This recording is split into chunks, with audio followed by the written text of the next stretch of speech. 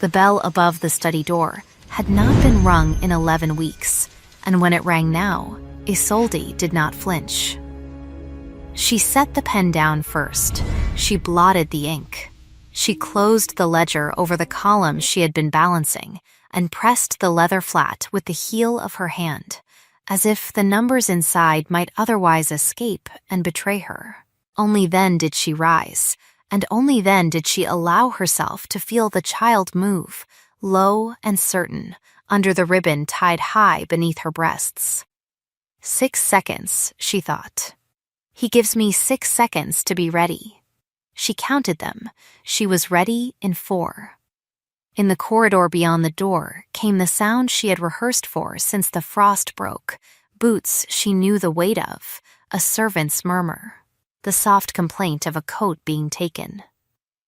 She smoothed the front of her gown, which no longer smoothed the way it once had, and she looked once at the window, where the March light was doing its patient work on the yew hedge, and she said, quietly, to no one, we agreed on a great many things. The door opened. He was thinner. That was the first thing. He had gone south lean and come back leaner, as if the coast had taken something from him he had not intended to spend. His hair was longer at the collar. His mouth was the same. He stopped 2 paces inside the room as a man stops at the edge of water he has not tested, and his eyes found her waist before they found her face, and stayed there a moment too long to be innocent, and moved up too slowly to be cruel. My lord, she said. My lady, he said. Neither of them moved. Behind him the door was closed by a hand she could not see, and the click of the latch was, she thought, the loudest sound in the county. He did not cross the room. He did not ask.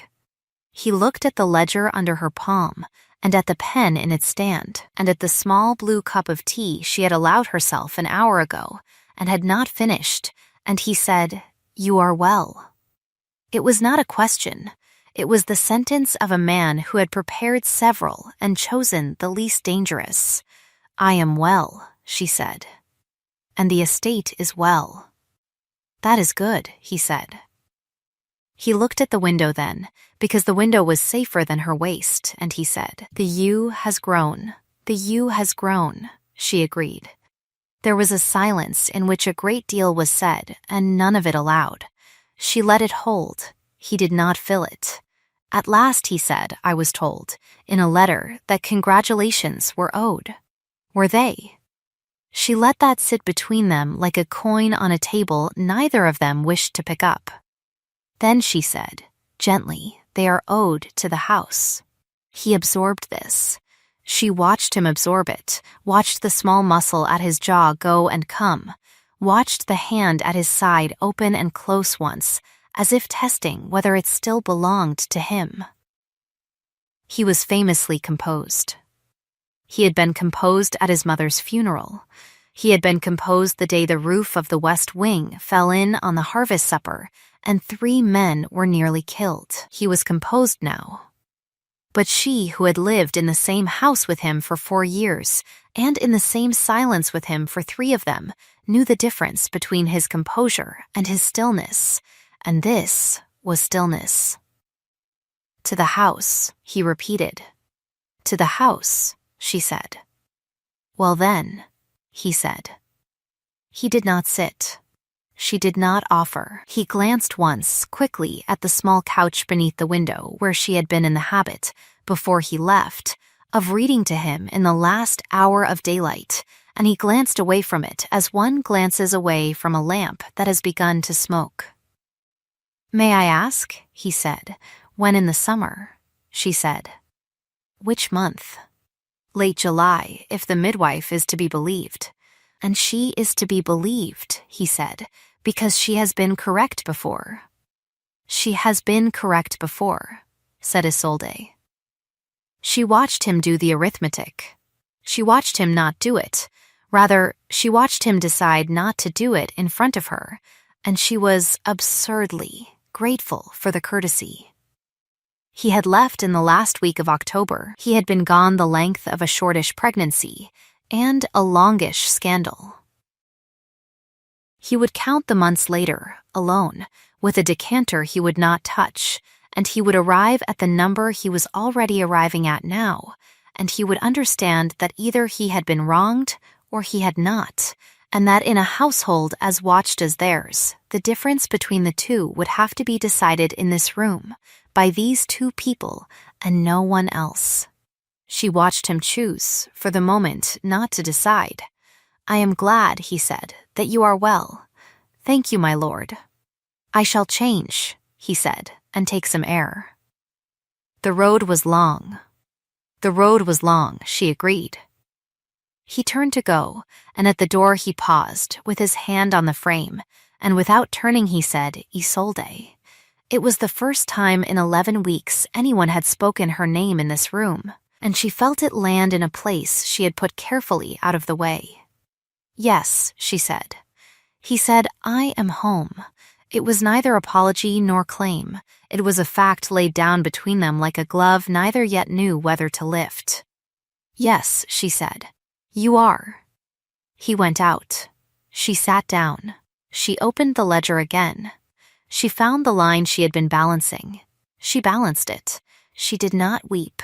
She had, over the winter, discovered a great deal about her own capacity to withhold weeping, and she had come to think of it as a small, hard skill, like the mending of a fine seam, and she practiced it now.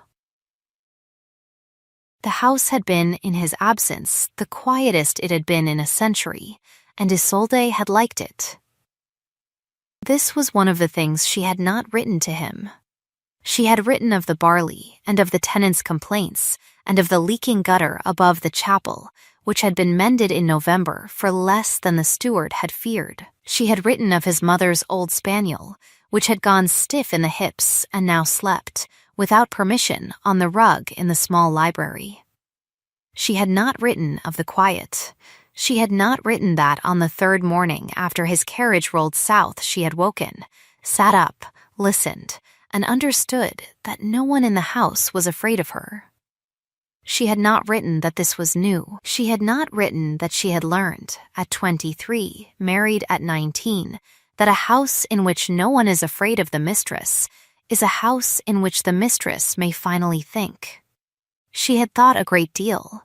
She had thought while she walked the long gallery in the mornings, hands laced behind her, because that was how her father had walked when he was working something out. And her father had been a man who worked things out. She had thought while she sat with the steward, who was called Mr. Bly, and had the face of a kind horse, and went over the rents line by line, and asked, the first week, questions she had been embarrassed to ask when her husband was in the chair beside her. Mr. Bly had answered them without condescension, because Mr. Bly had a daughter of his own who kept his own small books, and he understood that a woman with a pen was not a novelty, only a nuisance to people who preferred novelties.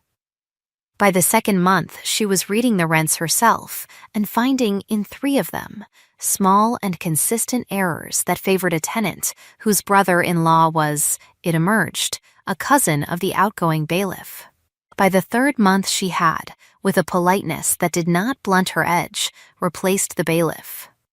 By the 4th, she had ordered the west field drained, over the objection of 2 neighbors and the mild alarm of Mr. Bly, and she had paid for it out of a small private income she had inherited from a godmother, and had, until then, been saving without any clear idea for what. She had not written of any of this, either. She had written, once, that she hoped he was well. He had written back, once, that he was. In between his letter and her next she had learned, from a maid who had a sister who worked in a house in the town on the coast, that he was not alone. The maid had not meant to tell her. The maid had been laying the fire, and had said something under her breath about the sister's mistress being run off her feet by the arrival of a certain party, and Isolde had waited, and the maid had, in the way of a person who has already said too much, said the rest. A young woman. Very young. Dark Singhs lodged at a cottage half a mile from the house he had taken, seen at the window in the mornings, seen at the shore in the afternoons. Seen, once, in the doorway of the house itself, laughing, Isolde had thanked the maid for the fire. She had asked the maid not to speak of it in the servants' hall. The maid, who was neither cruel nor a fool, had agreed. Isolde had sat, that evening, in the small library, with the spaniel on the rug and the fire doing its steady work, and she had permitted herself precisely 1/4 of an hour of feeling, timed by the clock on the mantel, and at the end of the quarter hour she had risen and gone to bed. She had, in that quarter hour, understood something about herself that she had not previously wished to understand, which was that she had loved him.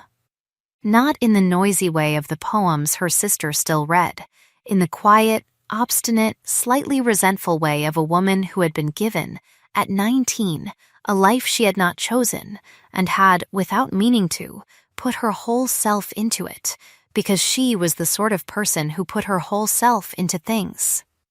She had loved him. Past tense had felt, at the time, like a discipline. She was not sure, now, whether it had held. She was not sure of anything, now, except the child, which had announced itself in the first week of December in a way that admitted no argument, and had ever since insisted on being counted among the household. She had told Mr. Bligh, she had told the housekeeper, Mrs. Owen, who had cried once, briefly, into a linen napkin, and had then organized. She had told the midwife in the village, who had come in on a hard frost morning, and had looked at her without pity and without gossip, and had said, "My lady, we will manage this together," and Isolde had nearly, at that, disgraced herself with tears, and had not. She had not told him. She had written the letter 3 times. She had burned it 3 times. In the end, she had asked Mrs. Owen to write to him instead, a plain servant's letter, congratulations owed to the house, an heir expected, my lady in good health, no further particulars. Respectfully, Mrs. Owen had written it in her upright hand, and had sent it with the post from the village so that it would not go under Isolde's seal. Isolde had watched the rider go from the window of the long gallery. The child had turned inside her at that moment, small and definite, as if it too had watched the rider go. He did not come to dinner. He sent word that he would take a tray in his rooms, and Isolde, who had eaten alone at the long table for 11 weeks, and had grown fond of the honesty of it, ate alone at the long table again, and did not mind. She minded a little. She ate the soup, which was watercress, and half of the fish, which was a small trout from their own water, and none of the pudding, because the child had of late developed opinions about pudding. Afterward she walked, because the midwife had said walk, and she walked in the long gallery where his ancestors watched her from their frames, with the mild disapproval of people who had not, in life, been asked to approve of anything difficult. The gallery ran the length of the south front and gave, at its eastern end, onto a small window that overlooked the stable yard, and it was at this window, on her third turn, that she saw him. He was in the yard, without a coat, in his shirt-sleeves, and he was standing at the head of the bay mare he had ridden south in October and ridden north again in March, and he was not doing anything. He was standing. The mare was blowing quietly into the palm of his hand. His head was bent. From this distance he looked, absurdly, like a boy, and Isolde felt, absurdly, an ache of tenderness she had thought she had put away for the season. She turned from the window. She did not want to be caught watching. She walked back down the gallery, and at the far end she met, coming up the stair from the hall, a small figure in a nightgown with a candle held in both hands, and a face set in the particular grave concentration of a child who has escaped a nurse. This was Perrin, the housekeeper's grandson, 6 years old and, since November, an unofficial resident of the small library, because his mother had gone to nurse a dying aunt in the north, and Mrs. Owen had, without asking anyone, installed him. Isolde had not objected. She had, in fact, come to look forward to the sound of his slippers on the gallery floor at hours he was not meant to be up. "My lady," he said, with tremendous dignity. "Perrin," she said, "you are meant to be asleep." "I heard a carriage," he said. "It came at 4, said Isolde. "I heard it in a dream," he said, which she took to mean he had heard the servants gossiping and had preferred the dream version. "Is his lordship home?" "He is home," she said. "Is he angry?" Isolde considered the question, which had been asked with the seriousness of a small person for whom the moods of large people were weather. "He is tired," she said. "Tired is not angry." "Tired is not angry," Perrin agreed, and blew out his candle with great ceremony and permitted her to walk him back to the nursery corridor and hand him off to Mrs. Owen, who came bustling in a shawl and whispered, "My lady, you should not be climbing," and Isolde said, "I climb every day." Mrs. Owen and Mrs. Owen said, "I know, my lady, that is what worries me." When she returned to her own rooms, the fire had been built up, and her maid, Tam, was laying out the wrap she liked best. And Tam did not ask, and Isolde did not tell, and they moved around each other in the practiced silence of two women who had, over a hard winter, become something a little more than mistress and maid without either of them naming it. He came at 10. She had thought he might, and she had thought he might not, and she had decided in advance not to be pleased either way. There was a knock, soft, not the housekeeper's, not the maid's, and Tam looked at her once for permission, and Isolde nodded, and Tam opened the door and curtsied and slipped out, and he came in his shirt sleeves still, with a candle in a plain brass holder, and closed the door behind him. He stopped at the foot of her bed, which she was not in. She was in the chair by the fire, in her wrap, with her feet on a low stool because the midwife had said, "Feet up," and a book she was not reading open in her lap. He looked at her feet on the stool and at the book she was not reading and at her hair, which was loose down her back, and he said, "May I sit?" She said, yes. He sat in the chair opposite. The fire did its work between them. Neither spoke for a while. Then he said, "I owe you a great many words." She said, "You owe me none I will demand." He said, "That is not the same as none." She said, "No, it is not." He put his hands flat on his knees, palms down, as if to keep them from doing anything foolish. He said, "I did not come tonight to ask you anything." She raised her eyebrows very slightly. He saw it. He said, "I came to tell you that whatever you say to me at any hour of the next week or the next month or the next year will be believed by me." "Ah," she said. He said, "I do not say that as a man laying down a trap. I say it because I have had 11 weeks of a long road to consider what kind of husband I have been, and I have concluded that I have been, chiefly, absent, and that a man who has been chiefly absent has forfeited his right to interrogate."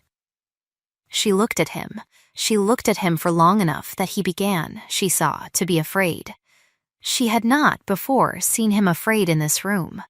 It was a small, dark discovery, and she noted it and set it aside. She said, "My lord, may I in turn tell you something?" He said, "Please," she said. "The child is yours." He closed his eyes. He did not open them for what seemed a long time. When he opened them, they were wet, which she had also not seen in this room before, and he did not wipe them, which she counted, privately, in his favor. He said, "I know." She said, "You cannot know." He said, I know because you have told me. She said, that is not the same as knowing. He said, in this house, my lady, at this hour, in this chair, it is the only kind of knowing I trust. She was quiet then. The fire snapped once. She said, then we understand each other on that point. He said, we do. She said, we do not yet understand each other on any other. He said, I know. She said, good. He said, may I ask one thing? She said, one. He said, is the child well? She put her hand, without thinking, on the low round of her belly under the wrap, and she felt, obligingly, a small, sure motion answer her palm, and she said, the child is well. He said, thank God. He said it as a man says a thing he has not said to God in some time. He rose. He bowed, very slightly, and said, good night, Isolde, and went out, and closed the door behind him with the same soft click as the study latch, and she sat by the fire for another hour without opening the book. The days that followed arranged themselves around a careful, deliberate courtesy that neither of them, at first, quite trusted. He rose early, as he always had. He rode out with the steward, as he always had. But now he asked, at the door of the study, before he went, whether she had any word for Mr. Bligh, and she said, at first, no. And then, on the third morning, yes. The drainage in the west field ought to be inspected in the low corner where the old ditch runs under the hedge, because if it is not, it will silt again by June. He looked at her for a moment. He said, the west field is drained. She said yes. He said when. She said in January. He said at whose direction? She said at mine. He said with what funds? She said with mine. He said, he did not say more. He went out. That evening, at dinner, which they had begun to take together in the small dining room rather than the long one, because the long one was cold and the small one was not, he said, over the soup, which was again watercress, because the cook had decided watercress was medicinal, I inspected the west field today. She said, and he said, it is well drained. She said, good, he said, I should have thought of it in September. She said, yes, he said, I did not. She said, no, he said, thank you. She said, you are welcome. It was a small exchange. She turned it over in her mind that night as one turns a coin to see whether it rings true, and she decided that it did. In this way, in small exchanges, they began, cautiously to speak. He asked, on the 5th day, whether he might see the ledger. She said yes. He read for an hour without comment. At the end of the hour he said, you have a hand for this. She said, my father did. He said, I did not know your father. She said, no, you met him twice. He said, I remember him as a quiet man. She said, he was not quiet. He was silent around strangers. He was, at home, one of the loudest men I have known. He said, he said, I would like to have known that man. She did not answer that. She was not, yet, ready to give him her father. The house watched them. Mrs. Owen watched them with the particular vigilance of a woman who had, for 11 weeks, been in charge, and was now, without complaint, sharing the charge again. Mr. Bligh watched them with the mild relief of a steward who preferred that decisions be made by the people who owned the land. Tam watched them with the frank curiosity of a girl who had, over the winter, been told by her mistress more than any lady's maid in the county was usually told, and who was reserving judgment. Perrin watched them without knowing he was watching them. Perrin, in fact, decided on the 2nd day that his lordship was to be tested, and appeared at the door of the study during Mr. Bligh's morning report with a bowl in his arms and a very serious face. In the bowl was a frog. My lord, said Perrin. My Lord Duke of Marlwich, his lordship, who had not, in 11 weeks, been addressed by his full title by anyone he was not paying to address him by his full title, looked up. "Perrin," said Isolde from her chair by the window, "that frog is not a study frog. It is a garden frog." "It is a pond frog," said Perrin with dignity. "It is not a study frog," said Isolde. "It is not," agreed Perrin, "but I did not know where else to bring him." His lordship said, "Why did you need to bring him anywhere?" Perrin said, "Because Mrs. Owen said not in the kitchen, and Tam said not in the corridors, and the nurse said not in the nursery, and I did not want him to be lonely." His lordship said, "Ah." He rose. He walked around the desk. He crouched in his good coat, which had come back from the tailor only that morning, to be on a level with Perrin. He looked into the bowl. He said, "This is a fine frog." Perrin said, "He is called Barnabas." His lordship said, "Barnabas is a name of substance." Perrin said, "Yes." His lordship said, "I think Barnabas would do best in the pond by the yew-walk." Perrin considered. He said, "But then he will be far from me." His lordship said, "That is the nature of ponds." Perrin considered further. He said, "Will you come with me to put him back?" His lordship glanced at Isolde. Isolde inclined her head, very slightly. His lordship said, "I will, if Mr. Bligh will excuse me for 10 minutes. Mr. Bligh, who had a granddaughter Perrin's age, and had once, in his own study, negotiated with a hedgehog, said, "My lord, I will excuse you for 20. They went out, the tall man and the small boy and the frog in the bowl, and Isolde, at the window, watched them go along the gravel toward the yew-walk, and she saw his lordship shorten his stride to match the boy's without appearing to shorten it, and she thought, "Damn you," and she thought, "Welcome home," and she thought both of these things at once and did not choose between them.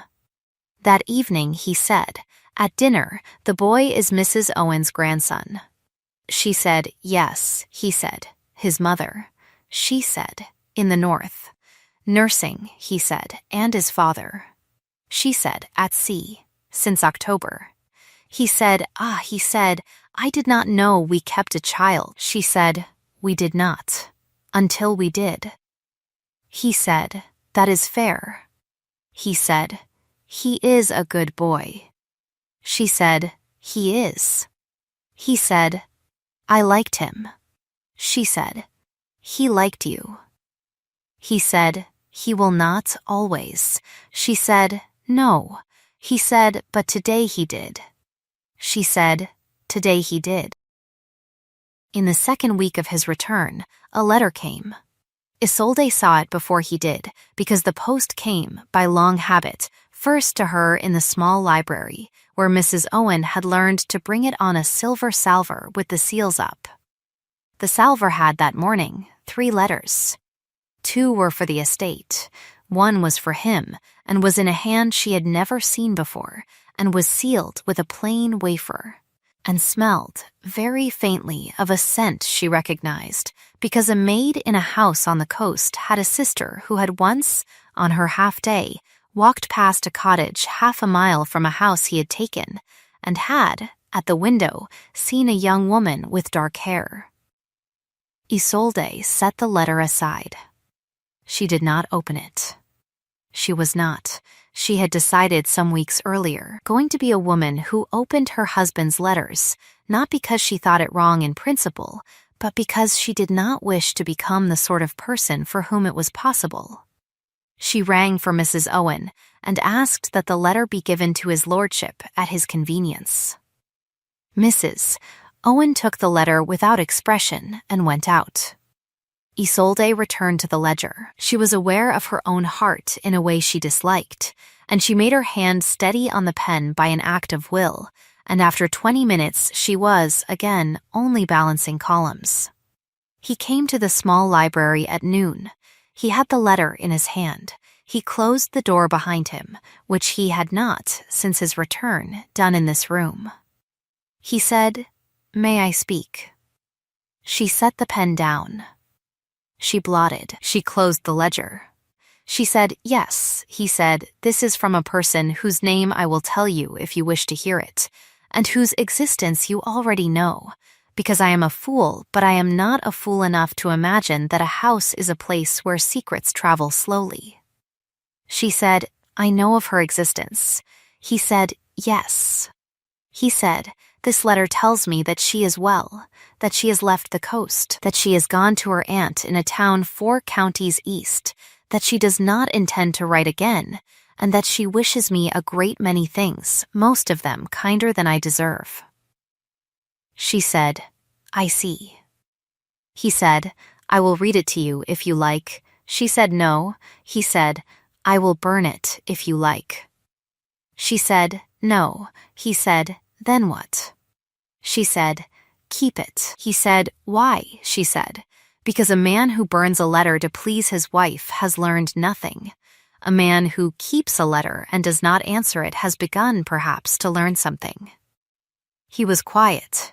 He said, "That is a hard sentence." She said, "It is meant to be." He said, "May I sit?" She said, "Yes." He sat. He put the letter on the small table between them, seal up, and did not touch it again. He said, "I will not lie to you about her." She said, "Thank you." He said, "I will not tell you about her either, unless you ask, because I do not think it would help you to know, and I do not think it would help me to tell." She said, "That is agreed." He said, "I will tell you one thing, because it is not about her, it is about me."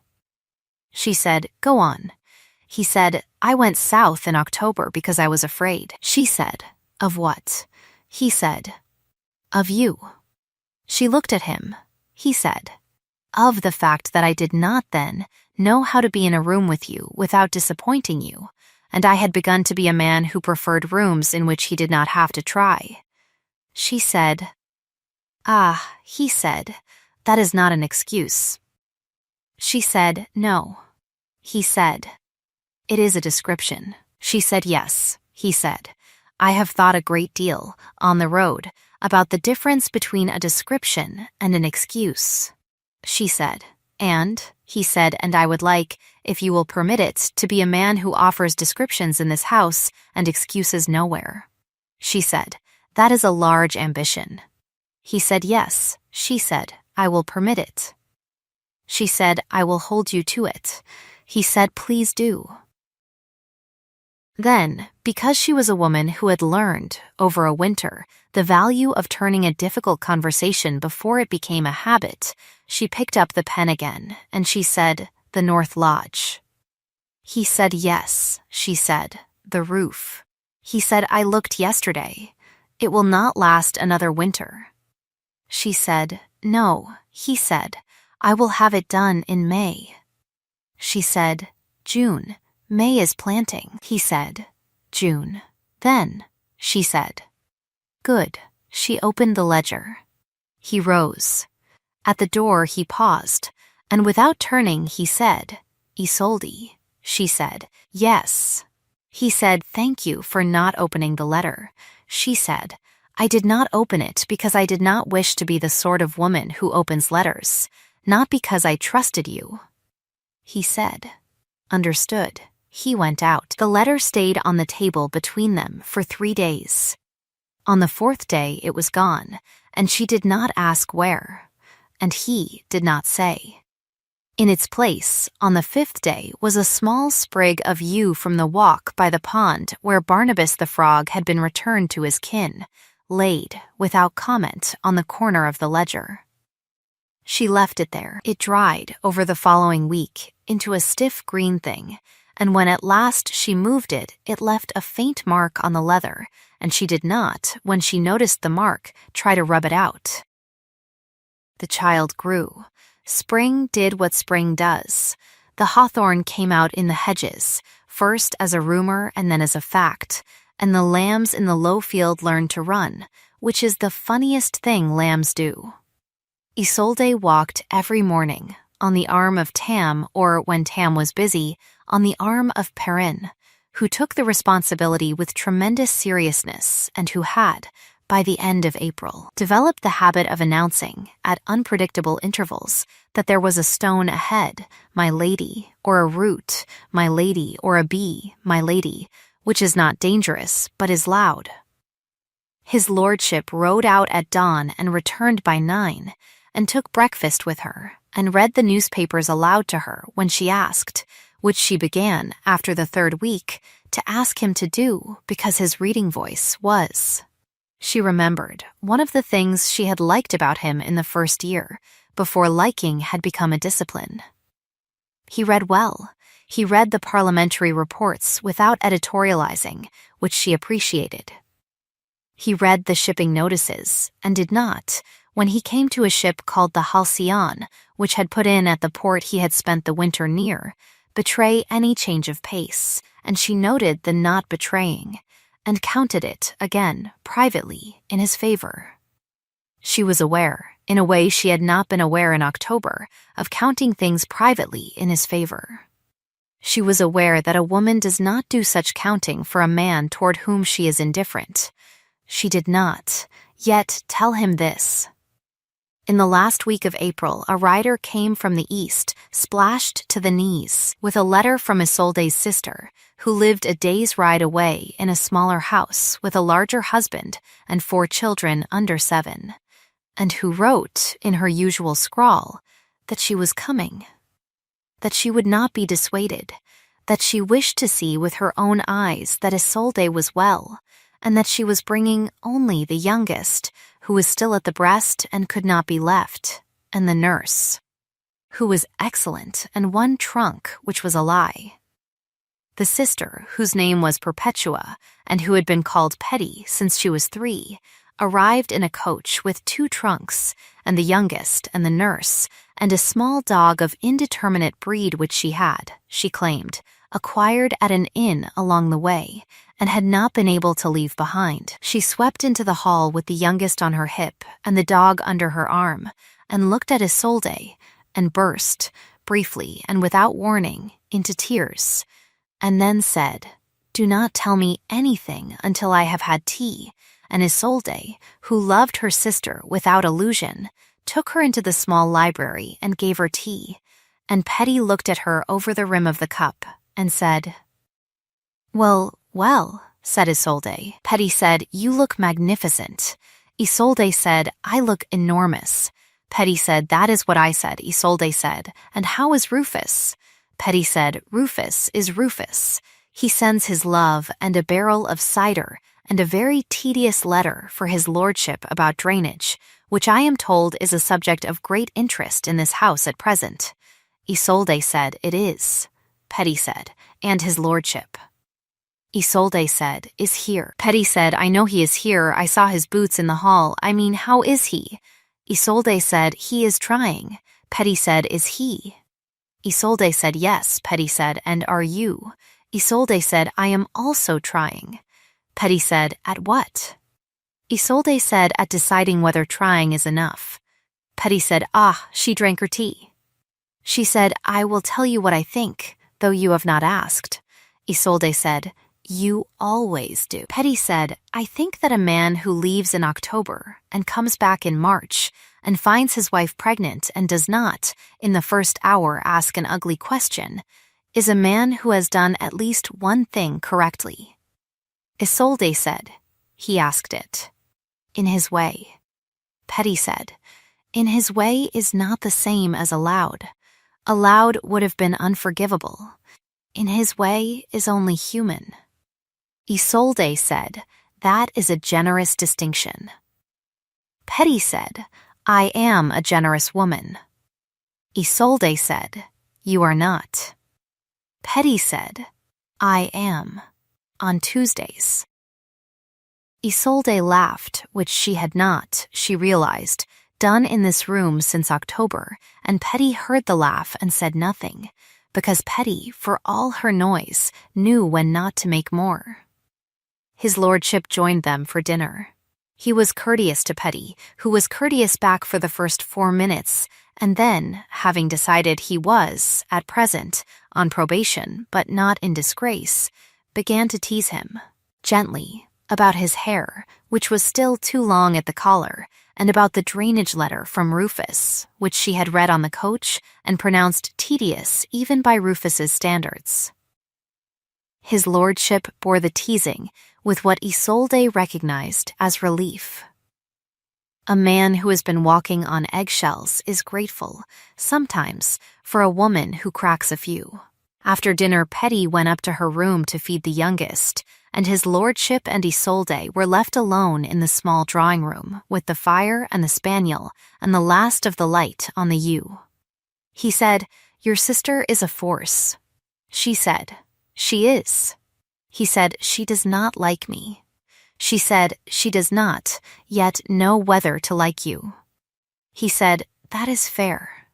She said, "She will decide by Sunday," he said, "and if she decides against," she said, "then you will have to earn her again, which will be tiresome for you but instructive." He said, "And if she decides for," she said, "then you will have made an ally who will defend you to Rufus, which is worth a great deal." He said, "And to you." She said, "Petty does not defend anyone to me. She only tells me the truth as she sees it, which is why I keep her." He said, "Ah." He said, "May I ask something?" She said, "One thing." He said, "When you are ready to tell me, I would like to know what you did all winter that put that steadiness in your voice when you speak of the estate." She said, "I worked." He said, "I know. But what?" She said, "Another night." He said, "Another night." He rose. He said, "Good night, Isolde." She said, "Good night." At the door he paused. He said, "The child moved today." She looked at him. He said, "When I put my hand on your back at the top of the stair." She said, "Yes." He said, "I felt it." She said, "I know." He said, "Thank you." She said, "You are welcome." He went out. She sat with the spaniel a while longer, and the spaniel, who was old and had opinions, put its head on her foot and sighed, and she thought, "We are, all of us, trying." In the 3rd week after his return, on a soft gray morning that smelled of turned earth, a boy came running from the home farm with a message that one of the plow horses had gone down in the yard and was thrashing, and his lordship went out at a run without his coat and did not come back for 4 hours. When he came back, he was mud to the elbows and had a cut on his cheek from a hoof and a look on his face Isolde had not seen before, which was the look of a man who has been useful with his hands. The horse had been got up. The horse would live. He washed at the pump in the yard rather than tracking mud through the house, and he came into the small library in his shirt sleeves with his hair wet and sat down opposite her without asking, and she poured him tea without asking, and they sat that way for some time without speaking. At last he said, "I had forgotten." She said, "Forgotten what?" He said, "That I like this." She said, "This," he said, "being of use in the yard. Being asked to, being needed for something a man cannot pay another man to do quickly enough."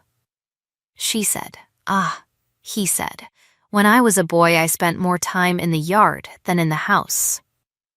She said, "I did not know that." He said, "My father did not approve." He said the yard was for the yardmen. He said, "And I, in October, was becoming my father." She said, "In what way?" He said, "In the way of a man who chooses rooms where he does not have to be useful." She said, "Ah," he said, "I do not wish to be my father." She said, "Then do not be." He said, "It is not so simple." She said, "No, but it begins by not being." He said, "Yes." He drank his tea. He said, "Isolde." She said, "Yes." He said, "May I put my hand on your back again?" She said, "Why?" He said, "Because when I did it at the stair I felt, for a moment, that I was in the right room in the right house at the right hour, and I would like to feel that again." She looked at him for a long moment. She said, "Come here." He came. He knelt beside her chair, which she had not asked him to do, and he put his hand, carefully, low on her back where the ache had lived for a week, and he pressed, gently, with the flat of his palm, and the ache eased, and she closed her eyes, and the child obligingly turned, and he felt it turn, and he did not say anything, which was, she thought, the correct thing not to say. After a while she said, "That is enough." He took his hand away. He rose. He went back to his chair. He said, "Thank you." She said, "You are welcome." He said, "I would like, if you will permit it, to do that again, at times, in the weeks ahead." She said, "At times." He said, "At your invitation." She said, "At my invitation." He said, "Understood." Petty came in then, with the youngest on her hip, and looked at the two of them, and at the mud on his boots by the door, and at the tea things, and said, "Well, whatever this is, carry on. I am only passing through," and swept out again, and Isolde and his lordship looked at each other, and both at once laughed, and it was the first time they had laughed in the same room since a September night 4 years earlier, when a candle had gone out in the middle of a toast, and everyone at the table had, for reasons that were not really funny, laughed for a full minute. She remembered that night. She had not, until this moment, allowed herself to remember it. She remembered that she had liked him. Then she remembered that he had liked her. She remembered that liking had not been enough to save them in October from becoming strangers, but that it had, evidently, not been used up, only put down and forgotten, like a book on a shelf in a room one has stopped entering. Petty, from the corridor, called. And by the way, Rufus has written again, and this letter is even more tedious than the last. And his lordship called back, "Send it in," and Petty called back, "I will not. I will burn it as an act of mercy." And Isolde thought, "We are going to be all right." She did not say it aloud. She was not yet ready to say it aloud, but she thought it, and she let herself think it, and she did not, afterward, take it back. The child came in the last week of July, on a night of thunder, 3 weeks earlier than the midwife had predicted, and 2 days later than Isolde herself had privately guessed. The house was ready. The house had been ready for a month, because Mrs. Owen had a horror of being caught short, and Tam had a horror of Mrs. Owen being disappointed, and the two of them had, between them, laid in linens and lavender and small useful things enough to equip a small hospital. The midwife came in the afternoon, in her cloak, with her bag, and looked at Isolde and said, "My lady, tonight." And Isolde said, "Tonight." And the midwife said, "Yes." And Isolde said, "Then let us be sensible." And the midwife said, "We shall." His lordship was in the yard when the message reached him. He had been mending a gate with the head groom, which he had insisted on doing himself because the gate had annoyed him for a week, and he had wanted, he said, to know it beaten. He came into the house at a run, and Tam met him on the stair and said, "My lord." "Not yet." And he stopped. And he said, "When?" And Tam said, "Hours yet, my lord. She is comfortable. She is asking for you, but only to speak, not to be with." And he said, "I understand." And he went to the door of her room, and he knocked. And she called from within, "Come in." And he came in. She was sitting up in the wing chair by the window, in her wrap, with her feet on the low stool, and her hair loose, and a book she was not reading open in her lap, and outside the window the sky was the color of a bruise, and the yew-walk was going dark. He said, "My lady." She said, "My lord." He said, "May I sit?" She said, "Yes."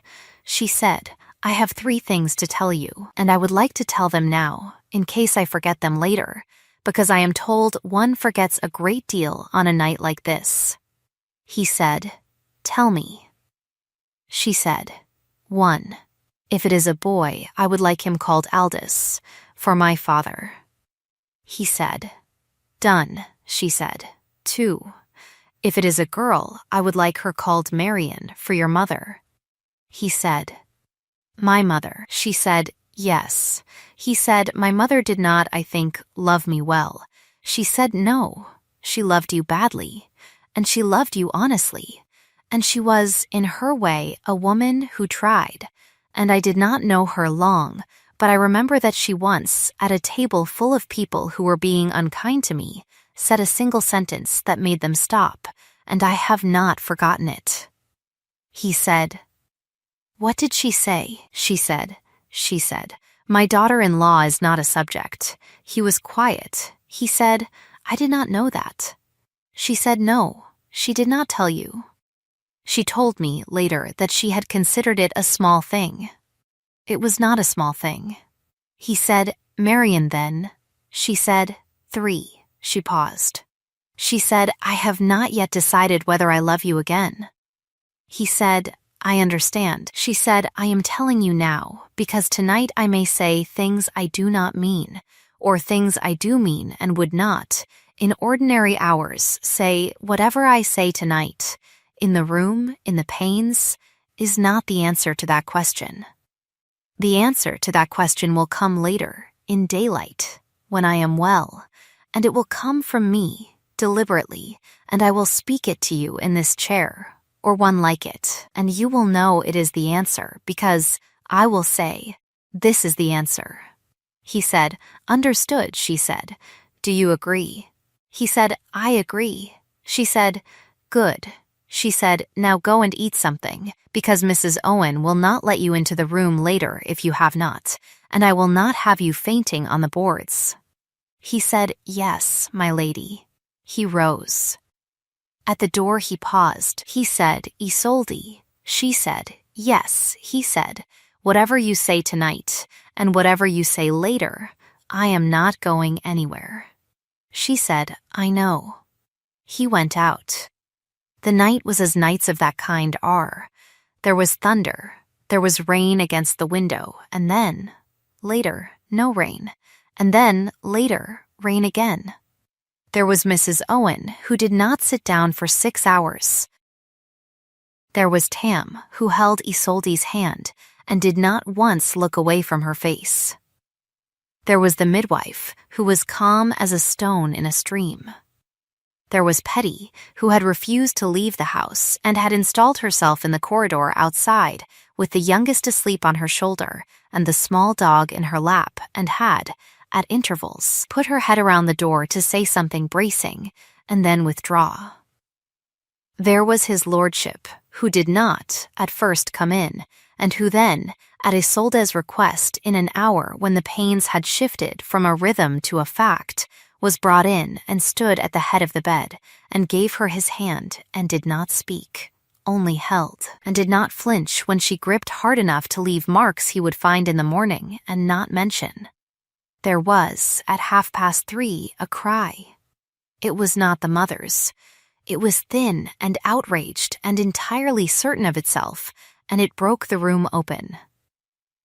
The midwife said, "A girl, my lady, and a fine one," and Isolde said, "Marian and his lordship," who had not until that moment made a sound, made one, small, that he did not try to disguise.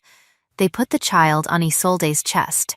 Isolde looked at her. She was red and cross and had a great deal of dark hair and was, unmistakably, her own person. Isolde said, "Hello," she said. "We have been waiting for you." She said, "You are welcome here." She looked up at his lordship. She said, "Come and see." He came. He looked. He said, "Oh." He said, "Oh." He put out one finger. The child, without opening her eyes, closed her fist around it. He did not speak for some time. When he did, he said, "Thank you." Isolde was not sure whether he was speaking to her or to the child or to something beyond them both, and she did not, then, ask. It broke quietly. Whatever had been held between them all spring, Whatever had been rehearsed and withheld and counted and not counted broke quietly there at the head of the bed, in the smell of lavender and rain. And neither of them named it. It was enough that it broke. They named her Marian at the font in the small chapel 3 weeks later, on a morning so clear it seemed indecent. Petty stood as godmother. Rufus stood as godfather.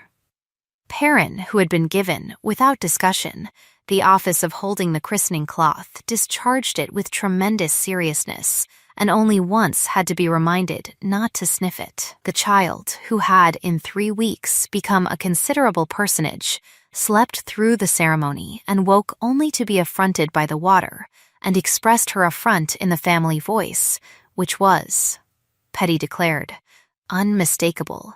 Afterward there was cake in the small dining room, because the long one was still cold even in August, and there were tenants at the door with small offerings. And there was a barrel of cider from Rufus, and there was, from Mr. Bligh, a very fine wooden rattle carved by his daughter, and there was, from Tam, a tiny cap of embroidered linen that had, Isolde knew, taken her 3 months of evenings, and there was, from his lordship, laid on the pillow of the cradle, without ceremony, a small book bound in green leather in which he had, over the summer, in a hand she had not known was his, written down the story of the West Field, and the drainage of it, and the woman who had ordered it drained, so that the child, when she was old enough to read, would know from whom she had inherited her hand for such things. Isolde found the book in the afternoon, when she went up to the cradle to look at the child, as she did, at that time, approximately every 20 minutes. She read the first page, she read the second, she closed the book. She sat down in the chair by the cradle, and she permitted herself, at last, the quarter hour of feeling she had timed by the clock in December, and this time she did not stop it at the quarter hour, but let it run on to a half, and then to a full. Because there was no ledger tonight that needed balancing, and no letter tonight that needed not to be opened, and no house tonight that needed to be, by her, held up alone. When she came down at last, her eyes composed and her face calm, he was in the small library with the spaniel on the rug, and he looked up when she came in, and he saw her face, and he did not ask. She sat down opposite him. She said, "This is the answer." He said, "Yes." She said, "I love you again." She said, "I do not love you the way I loved you at 19, because I am not 19, and neither are you, and the loving of 19 was a thing done in ignorance of what loving costs. I love you the way a woman loves a man she has decided, with her eyes open, to keep." He said, "That is a better love." She said, "It is a harder one." He said, "I know." She said, "Do not go south again without me." He said, "I will not go south again at all, unless you send me." She said, "I will not send you." He said, "Good." She said, "One more thing." He said, "Yes." She said, "The letter from the coast." He said, "Yes." She said, "Is it still kept?" He said, "It is." She said, "May I ask where?" He said, "In the small drawer in this desk, under the ledger from 1809. She said, "I do not need to see it. I only wished to know that it was, still, kept." He said, "It is kept because you told me to keep it, and because I do not, now, ever again wish to be a man who burns things to please." She said, "Good." She said, "That is all." He said, "Then, may I say one thing?" She said, "Yes." He said, "Thank you for coming down the stairs tonight and saying that sentence in this chair, exactly as you said you would." She said, "I keep my agreements." He said, "I know." Outside, the yew-walk was going gold in the late light, and somewhere in the house a small imperious voice was working itself up to a full complaint, and Mrs. Owen's tread was already on the stair, and Petty, from the drawing-room, was laughing at something Rufus had said, and the spaniel on the rug was sighing the sigh of a dog who has, at last, in the fullness of years, found the correct fire. Isolde looked at her husband. He looked at her. Neither spoke. It was enough that they did not need to. Mr. Bligh, some months later, would tell his own wife, over their own tea, that in all his years of stewardship he had never seen a house settle into itself as that one did in the autumn of that year, and his wife, who had known Isolde as a girl, would say, "That is because there is a woman in it who is minding it," and Mr. Bligh would say, "And a man learning to." The bailiff who had been replaced went, in the end, to a cousin in the north, and was said to have prospered modestly, which Petty pronounced the just fate of a man who had cheated a duchess mildly. The young woman on the coast was, after a decent interval, married to a music master in the town 4 counties east, and was, by all accounts, happy, and sang, on Sundays, in a small choir that was, according to a letter from an old friend of his lordship's, better than it had any right to be. Mrs. Owen's daughter came back from the north in the autumn, with the aunt not dead after all, and reclaimed Perrin, who was returned to her with reluctance on both sides, and a promise that he might, in summers, come back and take charge of Barnabas, who had, it turned out, cousins, Tam. 3 years later, was married from the house to the head groom's second son, and Isolde stood for her, and Tam, in her plain gray dress, cried more than the bride's mother, which Petty said was the correct order of things. Rufus, having sent over the years a great many letters on drainage, was in time appointed to a small committee on drainage, and was said, on this committee, to be the only sensible man, which was, Petty said, the first time anyone had ever accused him of it. Marian grew. Marian's brother, Aldous, followed her 2 years after, on a morning so ordinary that no one, afterward, could remember the weather. Marian's sister, Perpetua the younger, followed him. His lordship, in the end, did not become his father. Isolde, in the end, did not stop counting things privately in his favor, though she found, over the years, that she counted them less because she was surer of the total. And so the story ends where such stories end, in a room that is warm, with a fire that is doing its steady work, and a child asleep upstairs, and a man and a woman who have agreed, in daylight, in a chair, to keep each other. And now, my dear listener, if you have stayed with me this long by the fire, you will forgive an old storyteller for turning, at the last, from the tale to you. If you have ever been the one left in a house in October, quietly balancing the columns while the world assumed you could not. If you have ever done the hard, unshowy work of holding a life together while the person who was meant to hold it with you was elsewhere. If you have ever waited to see whether someone you once loved would come back not merely in body but in attention. And if you have ever had the strange, unlooked-for grace of watching them try, in small, daily, wordless ways, to earn a place in a room they had left, then this story has been, in some measure, about you, and I hope it has sat gently. Tell me, before you go, which moment stayed with you? Was it the letter that was not opened?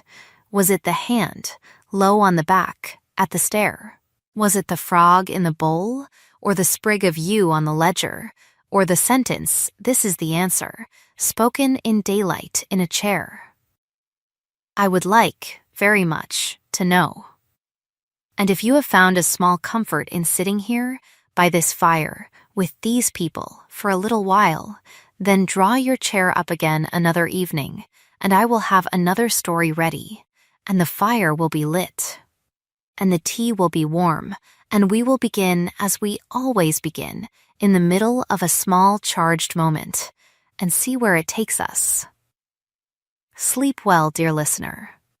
The house is quiet, the child is asleep, the yew walk is going gold in the late light. And we, you and I, are, for tonight, exactly where we ought to be.